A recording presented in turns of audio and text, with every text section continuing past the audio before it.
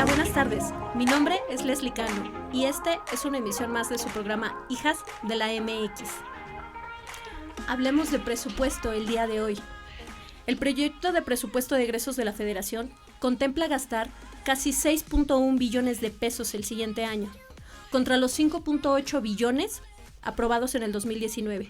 Se trata del presupuesto más grande de la historia, mismo que, de acuerdo con el gobierno federal, prioriza el uso del gasto público hacia los programas sociales y se permite reducir desigualdades económicas, sociales y regionales, pero también consolidar la austeridad republicana. Presupuesto y corrupción, ¿un desastre? Ese es el tema que trataremos el día de hoy en su programa Hijas de la MX, en donde tendremos invitados especiales y tendremos un extraordinario programa como siempre. El día de hoy también estamos inaugurando un grupo nuevo de Hijas de la MX. Estamos muy contentas y de manteles largos con la llegada de las nuevas hijas. Tenemos también en este momento a Bárbara, que nos acompaña el día de hoy.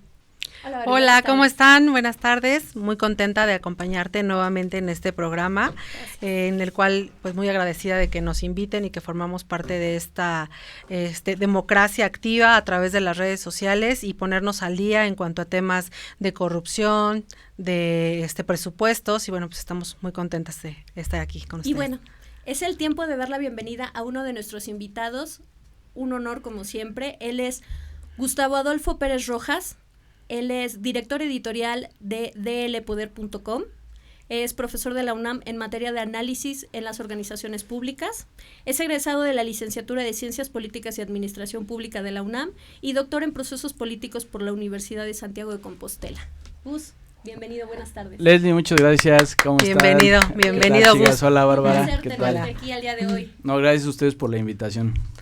Y nuestro tema del día de hoy es presupuesto y corrupción.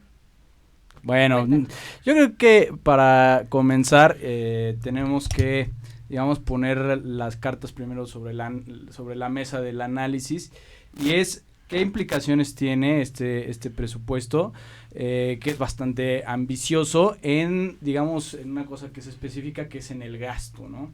En cuanto a, digamos, hay una diferencia, sí hay una diferencia con respecto a lo que había sido el presupuesto del 2019, ¿no? Entonces, en el gasto se está estipulando que se llegaría a 6.1 billones de pesos, ¿no? Con, digamos, comparándolo con el 2019 que fue de 5.8 billones, o sea, 6.1 a 5.8 no se escucha como una gran diferencia, pero cuando ya empezamos a hablar de que no son millones, son billones de pesos, sí. Ya en la implementación efectivamente es cuando empezamos a notar estas grandes diferencias. Ahora, a mí hay algunos aspectos que me gustaría un poco tratar con ustedes, debatir en cuanto a ¿Cómo pretende el gobierno hacer que este presupuesto pues realmente se vaya a aplicar?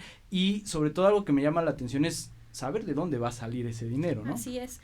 Tenemos, este presupuesto es el más grande pedido de la historia. Uh-huh. Y sin embargo, el presupuesto del gobierno federal para el 2020 contempla la eliminación de 85 programas presupuestales. De estos, 16 corresponden a las secretarías de Estado y representan un recorte de 58,191 millones de pesos. Lo que quisiéramos saber es qué va a pasar con esos millones de pesos que se van a recortar y que no están llegando a donde debieran. ¿Qué opinas? Yo creo que la pregunta es precisamente llegar la pregunta es ¿a dónde se debería de llegar? ¿No? O sea, realmente yo lo que estuve leyendo del presupuesto es que se destina muchísimo dinero a los programas sociales y muy poco a lo que tiene que ver con la, digamos, los ramos que son para inversión, ¿no? Del capital, digamos, productivo, ¿no? De la del propio gobierno. Entonces, por ejemplo, yo extrañaría ver que hubiera dinero, digamos, asignado para carreteras, para este tipo de cosas que ayudan mucho a la industrialización en las regiones,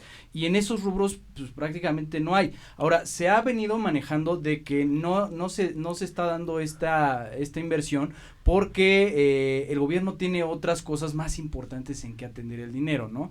Claro. Entre ellas, pues la cuestión de la seguridad. Entonces, si hay un aumento, o más bien se va a destinar muy buena parte del dinero, que son 56 mil millones de pesos, a la Guardia Nacional. Pero también, digamos, si estamos hablando en serio del combate a la delincuencia, pues deberíamos entonces también ver que habría una inversión en cuanto a los sistemas de justicia penal, y ahí no se ve. Entonces, ¿qué estamos diciendo? Que se le va a invertir más, sí, a la Guardia Nacional, incluso a lo que tiene que ver con Sedena, a la Marina, pero no a la búsqueda de una justicia civil, específicamente civil. ¿Qué quiere decir eso? O sea, que los estados no están invirtiendo en sus policías, esa es la realidad, ni en la persecución de los delitos, que serían las fiscalías. Y sin embargo vemos que lejos del aumento presupuestario a donde debería de ser focalizado y canalizado, tenemos una reducción, por ejemplo, en comunicaciones y transportes, por ejemplo, en Secretaría de Turismo, Desarrollo Agrario, la Secretaría de Agricultura y Desarrollo Rural, Gobernación, Educación. Las artes también. Y las artes también. Y la pregunta aquí es, ¿realmente se podrá lograr eficientar el gasto público sin corrupción? No sé, Bárbara. Esos son gracias Gus. Pues yo creo que esos son palabras alegres, ¿no? Debería de ser así. Sin embargo, la historia nos ha mostrado que no se ha podido lograr, desgraciadamente, ni en otras administraciones con un presupuesto más alto, ni siquiera yo creo que ahorita si es que la palabra me lo permite, castigarlo de esta manera, reduciendo presupuestos, muchos avalados o con la consigna de que es que no estaban demostrados si había corrupción y por eso es que se disminuyó el presupuesto. Yo lo veo como algo muy alegre, sin embargo lo veo muy difícil de que se logre. Claro. Sí. Los ingresos son el talón de Aquiles. Sí. Tendremos que echar mano del fondo de ahorro y esa no es la política más saludable, porque así como se ve el crecimiento del 0.0% para el año que entra, pues van a tener faltantes, no va a alcanzar, y no hemos decidido crear nuevas instituciones y nuevas políticas que puedan llegar a eficientarlo, ¿no crees? Yo creo que hay si hay algo que tenemos que reconocer de alguna forma de este gobierno, es que está haciendo el intento por recaudar más dinero, es decir, que está metiendo a más gente al fisco. Digamos, eso, si le queremos dar como el beneficio de la duda, pues eso es algo positivo, eso es algo que no se había hecho.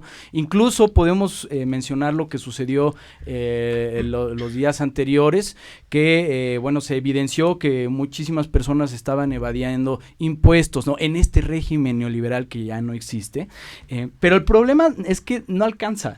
Entonces, sí, yo pensé que realmente se iba a cumplir esta apuesta, digamos, en un sentido discursivo, de que ya no íbamos a requerir deuda. Y la verdad es que con este presupuesto se está estipulando de que va a haber una deuda, al menos interna, por 532 mil millones de pesos, y también una deuda externa por 5.300 millones de dólares, que en pesos serían 105 mil millones de pesos. Es decir, sí va a haber una deuda, hay una deuda tanto interna, hay una deuda pública, efectivamente, que es algo que, digamos, no se publicita tanto, ¿no? No es algo que le conviene al gobierno, porque había dicho que no íbamos a requerir de deuda.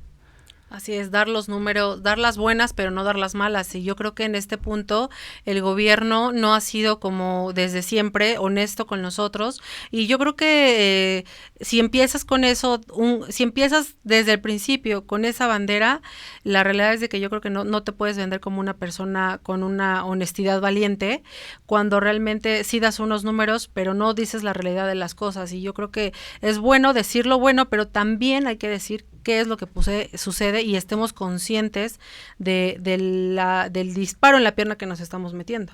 Claro. El gobierno propone la actualización de cuotas en tabaco de 0.35 a 0.49%. Cuota en refrescos y otras bebidas saborizadas pasará de 1.17 a 1.27 pesos por cada litro de tratamiento. También están proponiendo esta ley de tratamiento a los servicios digitales tipo Netflix, Uber, Spotify, Rappi, Airbnb, que mensualmente van a pagar una cantidad de impuesto, y ese impuesto se va a ver reflejado también en los ciudadanos que consumimos este tipo de servicios. ¿Al respecto? Sí, a ver, yo creo que hay algunos puntos que pueden ser más debatibles que otros, ¿no? Yo creo que uno que va a ser bastante polémico va a ser el aplicarle precisamente impuestos a las plataformas digitales, porque prácticamente ya todas las personas utilizamos este tipo de servicios, y más en una ciudad, bueno, yo lo veo así, ¿no? Yo creo que es todavía más importante, o son más recurridas en las grandes ciudades, ¿no? Por ejemplo, yo lo veo así, digo, no solamente por una cuestión de género, pero yo sí veo que muchas mujeres utilizan estos servicios, por ejemplo, de los taxis, ¿no? Que porque son más seguros, digo, en una ciudad tan violenta como lo es la Ciudad de México, pero también como puede ser ahora Guadalajara, las demás urbes de la nación, yo sí veo que va a haber un impacto en ese sentido, y no creo que la gente vaya a terminar bastante satisfecha de cómo se vayan a implementar, porque el problema no es que paguemos o no impuestos, ¿no? Sino que yo creo que si hay algo que le ha faltado mucho a este gobierno es explicar cuáles son los criterios para repartir ese dinero, ¿no? Y bueno, pues yo creo que hay otros, por ejemplo, hay otros digamos, impuestos que están poniendo, como es lo que mencionas en cuanto al tabaco, en cuanto a los refrescos. Ahora, este impuesto nuevo de las ventas por catálogo, ¿no? Refiere el gobierno en el portal de información de la Secretaría de Economía que 6 de cada 10 pesos que percibirá la Federación en el 2020 serán por la recaudación de impuestos, porque dejarán ingresos por 3.499.000 millones de pesos el siguiente año. Bueno, eso es muy optimista, ¿no? Eso, exactamente, eso es 188.000 millones más que en 2019. Y en este supuesto, si va a haber esa cantidad de aumento al presupuesto anual, la pregunta es, ¿por qué reducir presupuesto a secretarías tan importantes como Gobernación, Educación, Cultura? ¿Qué es lo que va a suceder, en dónde va a ir a parar? Finalmente, no creo que no haya un impacto económico que vea reflejada la ciudadanía. Y además de eso, no creo que el crecimiento que se está reflejando en los datos o en las estadísticas, pues, digamos, un poco utópicas que se tienen en este momento, se vaya a realizar de facto. Sí, yo creo que ese es el gran debate, ¿no? En qué se gasta el dinero, porque, a ver, 6, digamos esto, como dice esta cifra, ¿no? Que se supone que 6 de cada 10 pesos van a venir de la recaudación fiscal. Yo creo que es una cifra bastante optimista. O sea, en términos reales, sería uno de los primeros presupuestos que está basado en cobrarle a las personas por sus actividades o empresariales o por su trabajo, ¿no? Cuando había, digamos que la tradición había sido que esos parches en cuanto a la recaudación fiscal se habían llenado con dinero que provenía del petróleo. Entonces, claro, como ya, digamos, la gallinita de los huevos de oro se nos acabó, que esa es la realidad, que incluso ahora, y esto es algo también que me parece novedoso o algo que no se había más bien visto, es que propio Pemex pues va a ser beneficiaria de gran parte de la inversión pública del gobierno, ¿no? Ahora, esto también nos lleva a otro debate, porque se está planteando, y esto lo dicen digamos los grandes analistas en materia económica, que es muy probable que le vuelvan a marcar una degradación en cuanto a la calificación que tiene Pemex, lo cual nos pondría en un escenario pues bastante complicado ya en materia, digamos, de política económica frente al mundo, ¿no? Claro. Oye, pues tenemos saludos aquí de las personas que nos están viendo. Mariana Guerrero dice, bienvenidas las nuevas hijas de la MX. Sí, bienvenidas, un saludo para todas. Uh-huh. Elvira Nu dice, prioridad, seguridad, medicamento y educación. Noni Longo dice, y jamás lo será, debe de haber congruencia. Des Navarro nos envía un saludo a Desiree Navarro. Uh-huh. Besos y abrazos. Perla Soto nos dice saludos desde Houston. Jaime Cuellar, muchas felicidades y saludos desde Monterrey. Su García, saludos a todas. Héctor Avilés, bienvenidas a las nuevas integrantes de las hijas de la MX. Rocío Rentería de Franco, muy bien Gustavo, muy bien Les y Barb, saludos. Gracias. Oye, sí, de verdad que yo creo que están haciendo muy, muy buen, ¿cómo se le puede decir? un buen equipo, ¿no? Yo creo que es bastante inclusivo. La verdad es que sí les mando muchos saludos a toda la gente que se está sumando a su movimiento, a la causa. Gracias. Yo además creo que es importante que las personas se unan a este tipo de ejercicios, no nada más por una cuestión de morbo, o una cuestión de criticar por criticar o de sentirse parte de algo, sino porque la realidad a veces yo creo que nos empieza a rebasar, ¿no? Y yo creo que el ejercicio que hacen las hijas de la MX es bastante loable en el sentido de que es un colectivo que veo que sirve mucho como para informar, para que las personas pues reaccionen de alguna forma, ¿no? Que no seamos tan pasivos. Y ese es el objetivo que tenemos desde la conformación del colectivo, poder sumar a la mejora del país, porque nos preocupaba como ciudadanas ver la situación y lo que estaba ocurriendo y quisimos hacer algo. Aprovechando este tema, pues por ejemplo el día de hoy tuvimos una reunión en la Cámara de Diputados, estuvimos participando en una mesa de diálogo acerca del tema de seguridad. Hemos sido partícipes como parte de la sociedad civil para iniciativas ciudadanas de defensa de seguridad para la mujer. También pues hemos querido abrir canales como este para que la voz de la ciudadanía sea escuchada, y hemos tenido la apertura de representantes que han querido hacer eco a las solicitudes que tenemos, y creemos que eso es algo muy benéfico. Así que pues hacemos lo que podemos desde nuestras trincheras, y pues también unirnos y sumar creemos que es lo que nos puede llevar a una mejora.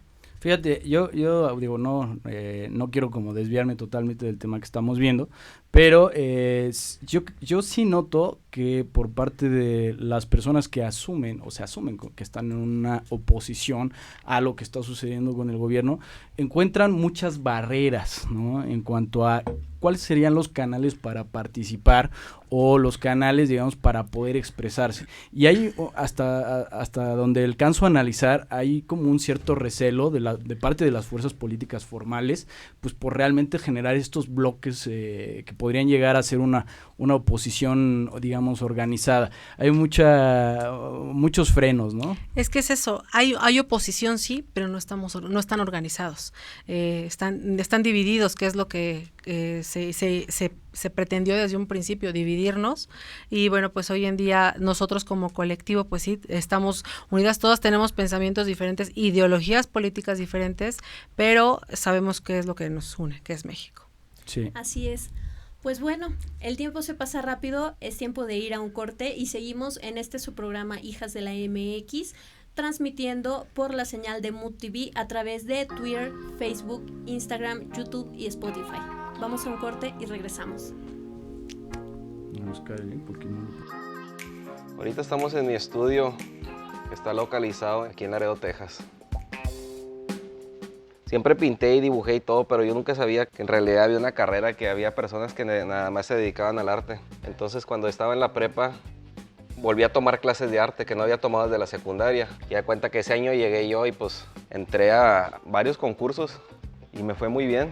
Siempre mis tías, mi abuelo, todo el mundo siempre estaba haciendo algo creativo. Entonces, cuando me metí ya de lleno a qué es lo que quería, pues sí tuve bastante apoyo, porque como quiera, hay veces que es difícil en la parte económica, güey.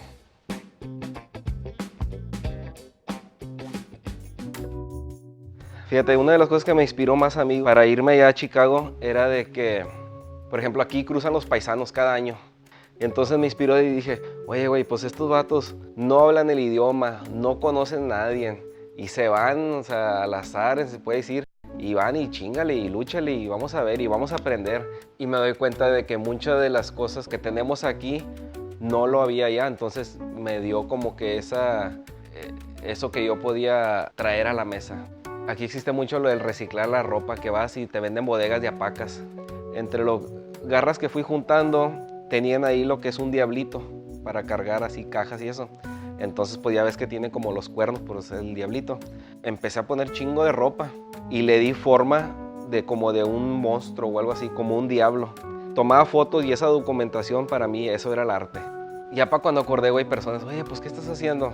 No, pues que es que mira, ya miro el diablito y pues yo veo que ustedes están llenando aquí de cosas, pues yo también, pero en este caso le estoy dando una figura. Y ya para cuando acordaba, güey, mira, ahí te va otra. O sea, personas comenzaron a participar, güey, así de, mira, aquí estás, mira, esa está muy bien, mira que... oye, a la madre, o sea, estoy involucrando a la gente en hacer algo que es mi interés, güey, o sea, con otras intenciones.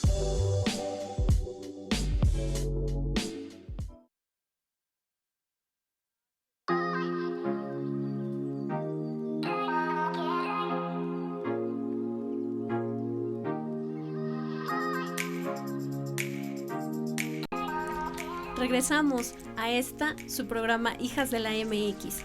Y es momento de presentar a nuestra siguiente invitada de honor el día de hoy. Ella es licenciada en Derecho por la Universidad Iberoamericana, cuenta con especialización en Derecho de Recursos Naturales, en el Centro para la Justicia y Consolidación de la Paz, Análisis y Liderazgo, y es una reconocida activista de causas ciudadanas, quien, a propósito del tema del día de hoy, presupuesto y corrupción, tiene mucho que platicarnos. Bienvenida, Paola Migoya. Bienvenida. Un honor tenerte, Pao.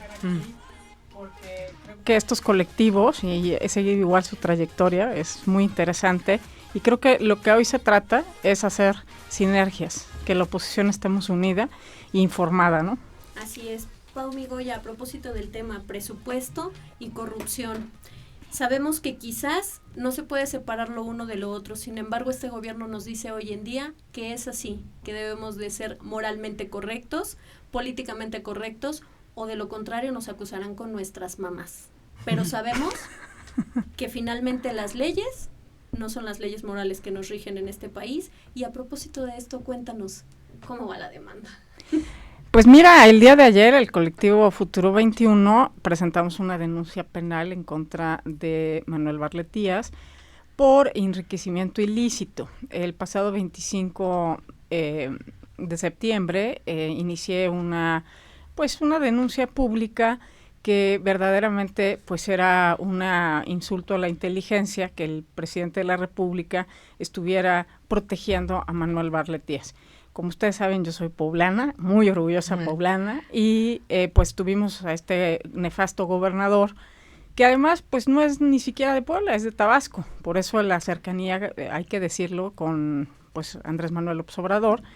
Y cuando él fue gobernador, pues amasó igual una gran fortuna en Puebla, que tiene de hecho muchos inmuebles de testaferros. Como todos leímos, precisamente la excelente investigación de Arely Quintero y de Carlos Loret de Mola, de ahí se derivan y se desprenden varias acciones que nos hacen pensar en que hay una protección hacia Manuel Bartlett Díaz, ¿no? Entonces, el día de ayer, precisamente porque nosotros queremos ser una oposición responsable, Futuro 21, estamos presentando esta denuncia y mandando un mensaje muy claro, porque además le vamos a tomar la palabra al presidente, ¿no? Él dijo que nadie por encima de la ley. Entonces esperemos que en este caso nadie esté por encima de la ley, y menos un funcionario público de la talla de Manuel Bartlett Díaz. Así es. El análisis de presupuesto realizado por México Evalúa señala que el 0.1% que no crezca dentro del Producto Interno Bruto, con esto se dejaría de recaudar 27,000 millones de pesos. De modo que, para contar con ingresos tributarios adicionales, es decir, los 150,000 millones de pesos que se necesitan, tendrían que hacerse estrategias que aún no han sido desarrolladas. Lo que sí tenemos de cierto es que el aumento presupuestal de este año es el máximo que se ha solicitado en la historia. Es momento de preguntar, ¿ustedes consideran que va de la mano la corrupción con el aumento de presupuesto este año? Bueno, yo lo pongo de otra manera. Presupuestar es gobernar. Este gobierno dijo que iban a ser diferentes, dijeron que iban en contra de la corrupción, y yo nada más les haría una pregunta: ¿por qué nada más al Sistema Nacional Anticorrupción le destinan 10 millones de pesos? Si queremos combatir la corrupción con 10 millones de pesos, porque hay que acordarse que el 2015, cuando precisamente yo trabajaba en el Senado de la República como coordinadora de asesores de presidencial del Senado de la República, pues ahí nos tocó armar todo este entramado. Y precisamente son tres organismos, o sea, comisiones dentro del Sistema Nacional Anticorrupción que tienen que ver con los organismos autónomos. Y ustedes bien saben que el presidente Andrés Manuel López Obrador ha iniciado pues una pues guerra en contra de los organismos autónomos, que son los que se encargan de vigilar.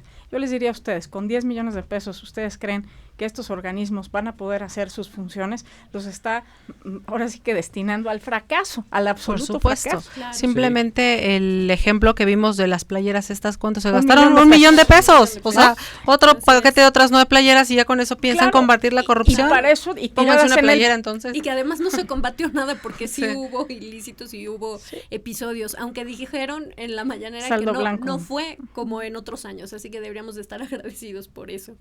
Sí, son incongruencias. Cuéntenos a título ciudadano qué preocupaciones tienen y cuáles fueron las situaciones que vieron en esta administración o que los movieron en este momento para hacer las actividades que están realizando. Mira, yo creo que es precisamente antes de que pudiéramos empezar a conversar con Paola, veníamos diciendo esto, ¿no? Yo creo que ha habido ciertos topes en que la oposición pues no ha encontrado, digamos, los canales para poder expresarse, no ha encontrado tampoco, digamos, las causas en común, porque cada quien pues, percibimos que hay una serie de atentados institucionales, ¿no? De una progresiva devastación de ciertas instituciones que no le convienen al presidente porque son todos estos organismos que se dedican precisamente a auditar la gestión, ¿no? Y no solo eso, sino también contra, digamos, parte de la sociedad civil, ¿no? Organizaciones de la sociedad civil que se han creado precisamente pues para evitar que sigan estos fenómenos de la corrupción, los derroches, todos estos colectivos que también han sido bastante pues acusados, ¿no? Por parte del presidente. Entonces, sí que hay una oposición, sí que hay una percepción de parte de muchas personas que dicen, pues algo aquí no está funcionando bien. El problema siempre ha sido ese, encontrar los canales y ponerse de acuerdo. Y esto es algo que es una tesis de Samuel Huntington desde 1968 que nos decía que las sociedades latinoamericanas son muy buenas para reclamar, son muy buenas para echarle la culpa a otro, pero son muy malas para ponerse de acuerdo, son muy malas para, por ejemplo, lo voy a poner en este sentido, nosotros percibimos cuando estuvimos empezando a hablar de lo que estaba sucediendo en Futuro 21, que claro, o sea, hay una acusación, ¿no? Hay algo que no cuadra con los bienes de Manuel Bartlett, pero no todo el mundo se avienta a hacer las cosas, ¿no? No todo el mundo tiene, digamos, tampoco la iniciativa de ir a hacer la demanda, presentarla, exponerse públicamente, ¿verdad? Y bueno, pues entonces hay algunas partes que hacen sus esfuerzos, digamos, aisladamente. Y eso es un problema, porque ¿qué pasaría si a esta demanda, por ejemplo, se hubieran sumado otros partidos también? ¿No? O sea, porque hay un reclamo por parte de todas las personas. Pero yo no creo que eso sea el tema. Yo sí creo que aquí lo que está pasando es una urgencia. O sea, la urgencia es que están destruyendo al país en una velocidad jamás antes vista. Estamos viendo un embate directo al Estado de Derecho, estamos viendo un embate a las instituciones, justamente a la división de poderes. Estamos viendo a un presidente que quiere todo el poder y que nadie lo cuestione. Y entonces, perdón, pero nosotros votamos por un presidente, yo no voté por él, pero debería de gobernar para todos los mexicanos. Por supuesto. Nosotros, yo soy activista desde hace 30 años y siempre lo que me han movido son las causas. Por eso entré a gobernación, porque fui convocante a la Cumbre Ciudadana y yo hice las 6 reformas constitucionales de la reforma política y he sido una convencida de que necesitamos construir ciudadanía. Claro. En este embate lo que vemos es que nos han todavía lastimado la participación ciudadana, porque hoy vemos a la gente con miedo, vemos un presidente que amedrenta, que divide, que denosta. Yo no soy ni fifí ni chaira, yo soy mexicana y yo quiero justamente, y lo que queremos es conformar una unidad opositora, sin filias ni fobias, sin colores, por México. ¿Cuáles serían los 3 principales causas que hoy me hacen justamente estar en esta lucha? Defensa del Estado de Derecho, defensa de los organismos autónomos y contrapesos y la división de poderes. No podemos dejar que México caiga en manos de la dictadura y del Foro de Sao Paulo. El Foro y la mal llamada esta izquierda dictatorial es una izquierda que no lleva a nada y que además justamente está en detrimento de los derechos de las personas. Hoy estamos en la lucha por la república, estamos en la lucha por las libertades y los derechos, porque, bueno, vimos el embate que cuando sacan justamente la información de Manuel Bartlett, ¿qué es lo primero? Lo renuncian. Claro. Todos fuimos testigos de lo que le hizo la Casa Blanca al gobierno de Peña Nieto. Bueno, tenemos 25 casas del señor Manuel Bartlett Díaz y tiene la desfachatez el presidente de la República de salir a defender esto. Y hoy nos encontramos con pues las quitas yo también quiero quitas en temas de la hacienda, ¿no? Sí, 16 millones a Jacob Polensky, las condonaciones famosas, que además, pues los que somos abogados y demás, pues sabemos que esto es como verdaderamente un insulto a nuestra inteligencia, porque si fuera tan fácil, un error de contabilidad. Claro. Y además utilizan argumentos pues muy estúpidos. Es un error de mi contador. Miren, si yo quiero sus errores también, porque a mí nunca me los perdonan. Mira, yo ya le hice el cálculo. Para eso tienes que haber más o menos tener unos ingresos de arriba de 200 y pico millones de pesos. Claro. O sea, más o menos.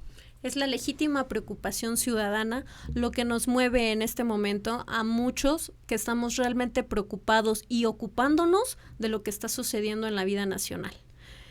¿Ustedes notan alguna diferencia entre la ciudadanía participativa que tenemos en esta administración en comparación con la que ha habido en otras administraciones? A ver, yo esto es algo que siempre he criticado, pero no de esta administración. O sea, hay que tomar en cuenta cuál ha sido el devenir de la democracia en México, y es esta mala democracia o malentendida democracia, como lo dice Guillermo O'Donnell y después Gustavo Emmerich, que dice, a ver, en estos países en los que estamos haciendo una transición que ha costado muchísimo trabajo poder concretarla, de que haya diferentes partidos que jueguen y que en algún momento puedan llegar a alcanzar el poder, hay un malentendido en que la ciudadanía cree que la participación ciudadana se trata de ir a emitir un voto. Entonces, cuando tú tomas esa tesis como cierta, pues entonces tu responsabilidad también se limita a eso, a que vayas el día de las elecciones y votes y después dejes al gobierno. Y esto es algo que yo he insistido en cada entrevista que he podido dar, en que yo creo que estamos haciendo muy mal como sociedad en precisamente pensar que este gobierno tiene que actuar de manera, digamos, unipersonal. Al contrario, es un gobierno que no podemos dejarlo solo, pero no porque lo respaldemos, sino porque tenemos que ser escrutadores de que lo que ha dicho o lo que dijo en campaña que iba a hacer, pues realmente lo lleve a cabo. Pero también hay que ver cómo es que lo lleva a cabo, porque si su intención es en una de las tesis o una de las propuestas más suscitadas que él dijo, pues era reducir, digamos, las disparidades en cuanto a la percepción económica. Bueno, está muy bien, mientras tú no estés haciendo que todos se vuelvan pobres, ¿verdad? Claro. Porque pues, si es nada más por cumplir lo que se dijo y no fijándose en los cómo, entonces estamos haciendo lo que estaba diciendo, dejar que el gobierno pues solamente haga todo de una manera independiente. Y nosotros, ¿dónde estamos nosotros como ciudadanía para realmente pedirle que los resultados se hagan de una manera óptima? ¿En dónde consideran ustedes que se verá reflejado el mayor impacto económico del problema presupuestario que se está dando en este año? Porque no se va a ver reflejado en este año. En este año apenas están sucediendo todas estas cuestiones, pero va a haber todavía, entonces un daño colateral que probablemente se empiece a ver desde principios del 2020 y en adelante. ¿En dónde creen ustedes que va a tener mayor impacto? Mira, déjame regresarme al tema de participación ciudadana, porque creo que ahí está el meollo del asunto. Y ahí es un tema que necesitamos tener mayor conciencia. El primero, nada más rapidísimo, es que tenemos en las elecciones que se hubo en Puebla, hubo el 30% nada más de participación ciudadana. En la participación de las intermedia se espera máximo en 36 y 38%. De todas formas, del país de Latinoamérica, somos el país que tiene menos participación ciudadana. Y esto lo sé muy bien porque yo fui secretaria ejecutiva del Consejo Técnico de la Ley de Fomento en la Secretaría de Gobernación, que es la que se encarga de ver todos estos datos. Y tenemos una baja, no somos una ciudadanía solidaria. A ver, en el tema presupuestal, vuelvo a lo mismo, presupuestar es gobernar. ¿Qué va a impactar? Los recortes presupuestales y la redirección al gasto en que precisamente el PRD hizo una denuncia con los servidores de la nación. ¿Por qué? Porque van a ser programas electorales, programas que se van a dedicar a comprar votos. Exacto. ¿Esto qué va a pasar? Si el efecto de la inversión pública esto es debe de corresponder a 25 veces el impacto. Cuando tú presupuestas un peso, tiene que tener un impacto de 25 veces. Yo no veo en este presupuesto ningún análisis del impacto presupuestal, pero sí lo hemos hecho, no solamente México Evalúa, lo hemos hecho porque, es un claro, gasto, no es una inversión. Y entonces, en el momento que tú vas a dejar de, precisamente ya lo estamos viendo, en el desabasto de medicinas, en desatención a ciertas enfermedades, ya hay clínicas por ejemplo, del tratamiento de hemofilia que se han cancelado. Esto está impactando directamente. El tema de presupuesto, ¿qué es? Hay menor circulante. Para que lo entienda nuestro auditor, ¿qué es? Menos dinero en el mercado. Al haber menos dinero, la gente tiene menos poder adquisitivo. Y eso se va a empezar, ya se están viendo en el micro y pequeño empresario. Esto es muy, muy, muy malas noticias, aunado a 3 datos muy importantes: 70% menos de empleo y 0% de crecimiento. Esto quiere decir que nosotros deberíamos de estar creciendo arriba del 2.5% y crear más de 1 millón de empleos anuales. Allí con el presupuesto, o sea, mucho ojo con el presupuesto, porque ellos están estimando que va a haber un crecimiento de 1.5 a 2.5, o sea, realmente son muy cuentas optimistas. Alegres. Cuando todos los analistas, o sea, privados, están calculando que a lo mucho, si crecemos, será al 1.3%. Y otra cosa... Yo no creo que crecemos eso. A ver, tampoco. aquí, pero otra que cosa, ustedes me están grabando, okay, vamos a ir a un corte porque se nos está pasando el tiempo rápidamente. Volvemos con la réplica y solamente comentar, para el 2020 se van a requerir al menos 150,000 millones más de pesos que lo que se ha presupuestado. ¿De dónde va a salir ese presupuesto? Volvemos, vamos a un corte en su programa Hijas de la MX.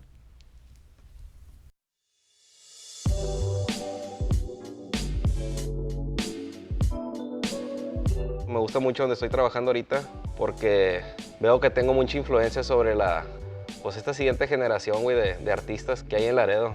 Le falta mucho por crecer en comparación a otras ciudades. Por ejemplo, allá que tengo, esa es una mesa de futbolito y la exhibí recientemente en El Paso Museum of Art. Se llamaba el Texas Biennial. La idea era de tener artistas de las dos fronteras de Estados Unidos. Entonces te digo, yo exhibí, por ejemplo, que fue un futbolito. Entonces de un lado están los policías, del otro lado está lleno de tenis. Y da cuenta como que se están dando en la madre. O sea, hay ahorita que existe esa tensión de un lado y el otro. Tenía yo también otros carritos que se usan mucho, pues en todas partes, pero más yo los miro aquí mucho en Laredo, Texas, donde las personas, especialmente mujeres, cruzan para Laredo, Texas, hacen sus compras y luego ya en las tardes se regresan con su carrito lleno de cosas. Y a mí me interesa mucho visualmente, o sea, cómo se ven esos carritos con toda la chuchería que llevan y como que forma una historia. Si le pones atención a esos carritos, son portraits, lo que estoy haciendo aquí, pero más íntimos, porque son basados en los productos que están usando.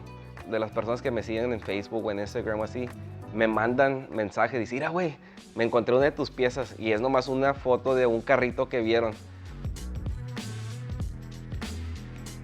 Leí un quote hace tiempo y decía que el artista es la persona más peligrosa en la sociedad porque se puede juntar tanto con el más rico como con el más pobre o el más humilde. Entonces, eso de poder ver y analizar todo el spectrum de alguien muy humilde a alguien que tiene mucho, es muy importante porque puedo poner de una manera muy simple algo muy fuerte de que me puedan entender tanto el que no está tan involucrado con la política como el que está bien entrado. Pero por eso existe esa responsabilidad de mantenerme informado. Voy a comenzar a hacer este. A mí ya lo comencé, pero ahora sí ya me voy a dedicar a este, que es el que sigue.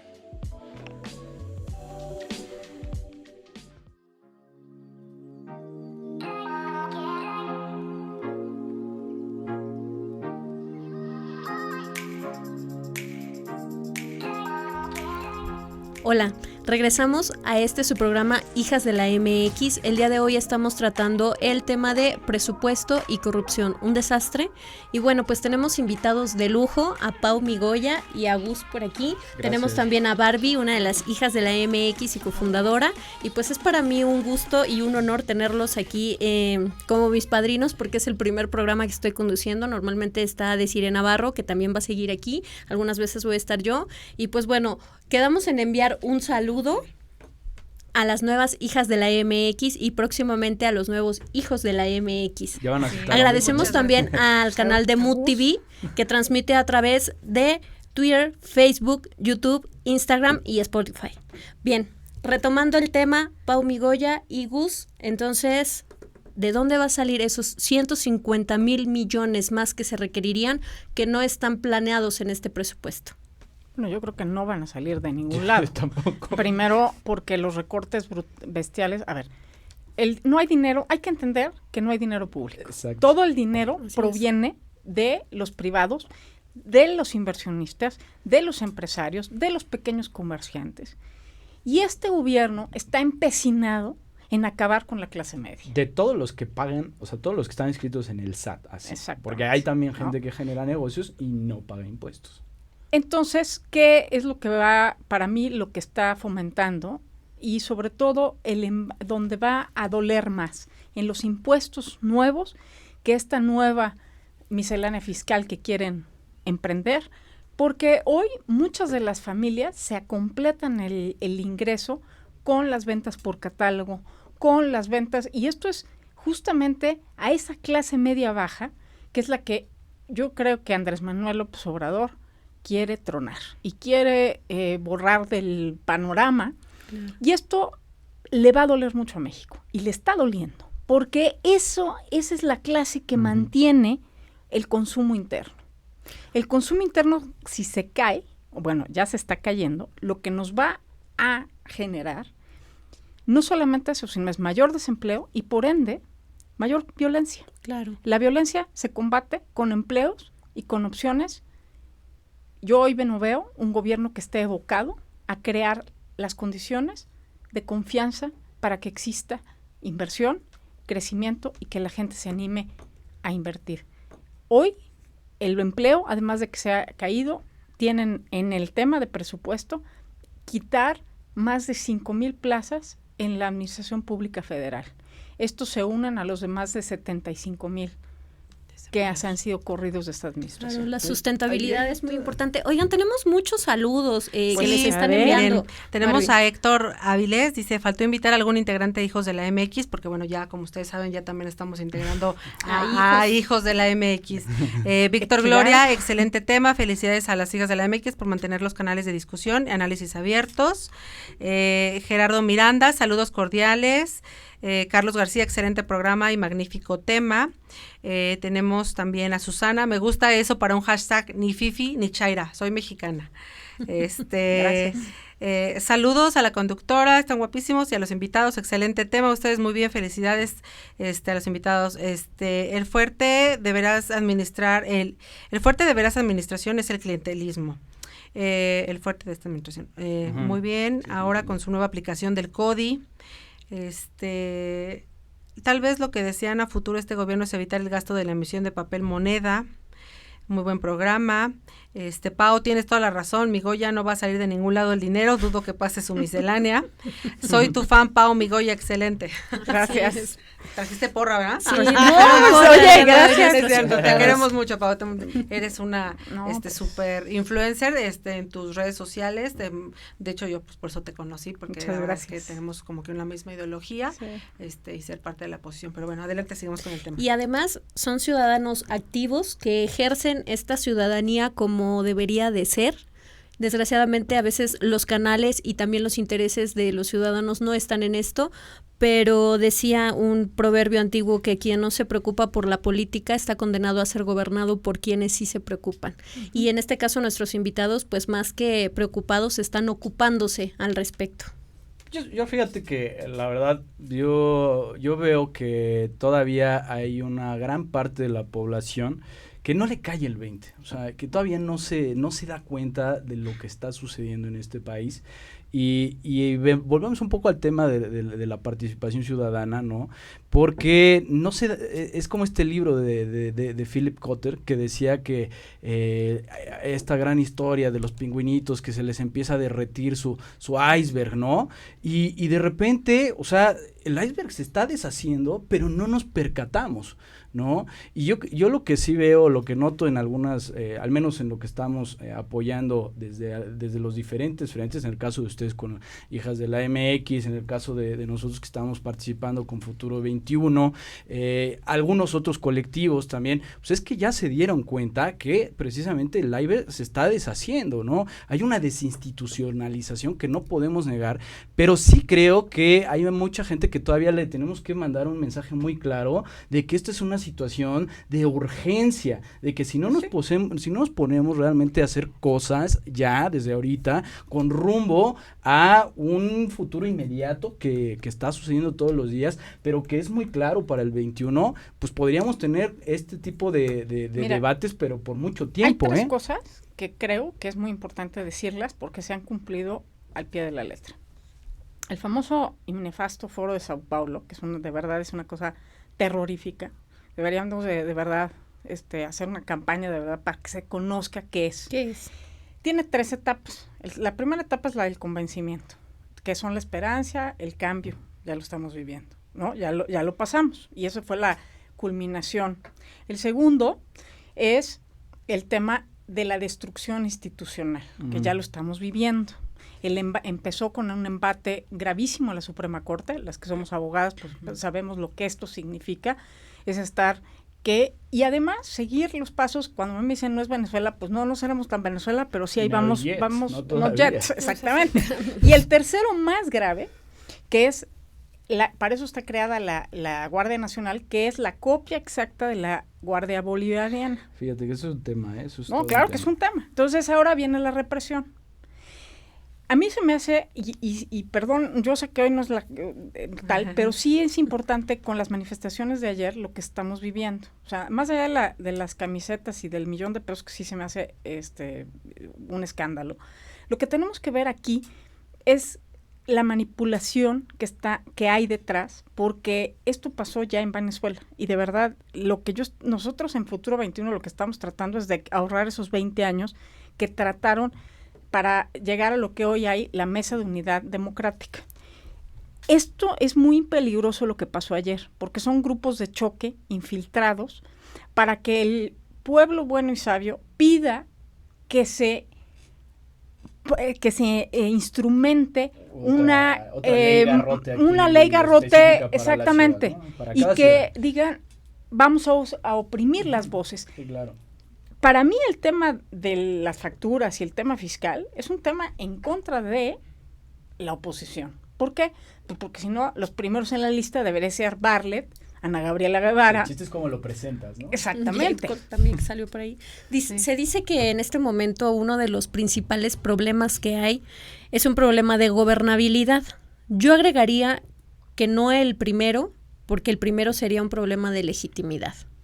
Si un Estado no es legítimo para hacer que su ciudadanía obedezca a las leyes que los rigen y se tiene que utilizar la coerción para esto, si no son capaces de tener esa relación entre los políticos, los gobernantes y la ciudadanía, entonces es un Estado ilegítimo. Y no se puede hablar de ilegitimidad institucional en un Estado democrático como en el que vivimos. ¿Ustedes consideran que es un problema de legitimidad o es un problema de gobernabilidad? Te voy a decir que yo considero que el problema está en que utilizaron las estructuras democráticas para llegar y están destruyendo precisamente la institucionalidad, porque fíjate, de la gobernabilidad democrática tendríamos que pasar a la gobernanza. Y hoy lo que estamos pasando es un retroceso de la gobernabilidad a una restricción de derechos.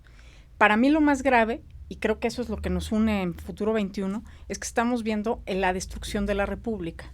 La República está basada en una serie de principios de Montesquieu, que es la división de poderes, y bueno, por eso a veces ya me siento como que estamos en una nave del tiempo y nos regresaron, perdón. Por ejemplo, los conceptos 20 años en 9 meses. De el hecho, federalismo, todo eso. Pues, ahora que estuvimos hace 2 semanas en el Instituto Nacional de la Transparencia. Es algo que nosotros notamos del INAI. A este gobierno le estorban obviamente las instituciones como lo es el INE, que es una institución muy fuerte que hoy queremos y que quiere desaparecer. ¿Y el INAI? Derechos humanos, es la segunda, y el INAI. Claro. 3, algo muy fuerte. Todas las que sean autónomas. Así es, todas las que son autónomas. Al INAI le quitaron más del 45% del presupuesto y realmente es para que, ¿cómo está instrumentando por eso digo que hay que, bien dicen las alertas, a través de los recortes presupuestales, machetes.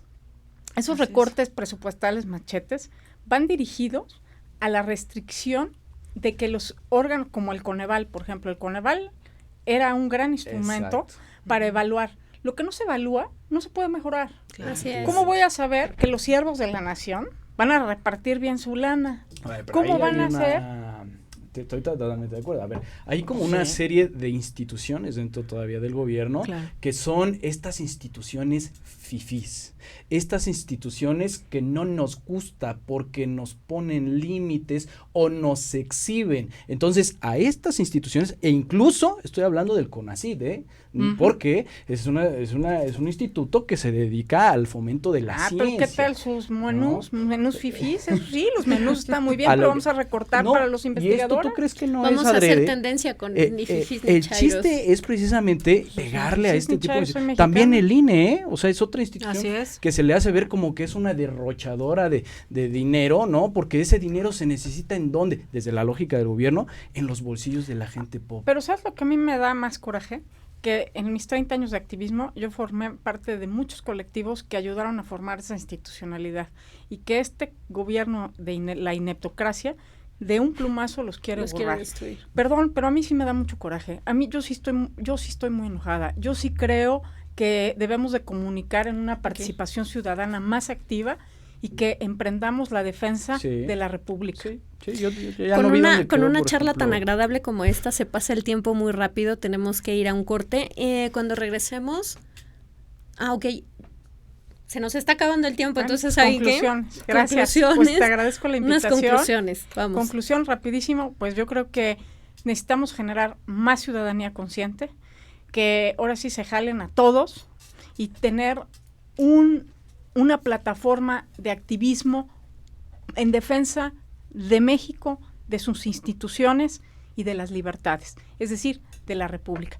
Leslie, muchas gracias a las hijas de la madre de la MX, perdón, de la madre tierra de la MX. La madre patria. Es que son de la Oye, pues son de la madre de todo, porque la mujer es eso, protectora, y hoy necesitamos a las mujeres volvernos protectoras de México, por amor a México, por amor a nuestros hijos y a nuestras familias. Gracias, Pau. Gracias. Tu conclusión. Mi conclusión en este sentido es que el presupuesto es muy optimista.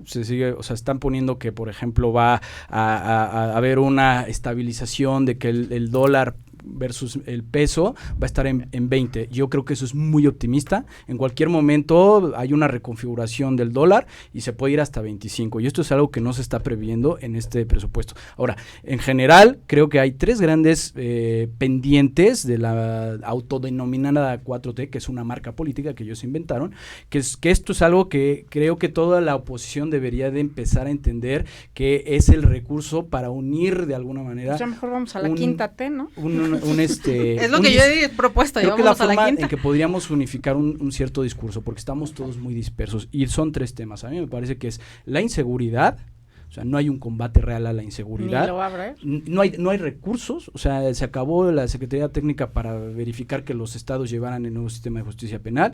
Segundo, la legalidad, es decir, todo lo que tiene que ver con el Estado de Derecho, efectivamente, todo lo que tiene que ver con las reformas constitucionales que se están haciendo, pasan reformas constitucionales como si fuera agua. Y el tercero, la economía, o sea, la economía va mal, no hay crecimiento y por ende no, pues vamos requete bien, hombre. Por ende hay un gran descontento porque mucha gente está perdiendo su trabajo. Sí, claro. Muchísimas gracias, Gus. No, gracias. Barbie, tu conclusión. Bueno, pues que efectivamente sí, son números alegres, pero bueno, nosotros como sociedad, bueno, tenemos que estar muy pendientes, ser partícipes, y bueno, pues estar al pendiente con los temas de gobierno. Construir ciudadanía. Muy bien, pues nuestro tema del día de hoy, presupuesto y corrupción. Muchísimas gracias a la señal de Mood TV que nos transmite a través de Facebook, Twitter, Instagram, YouTube y Spotify.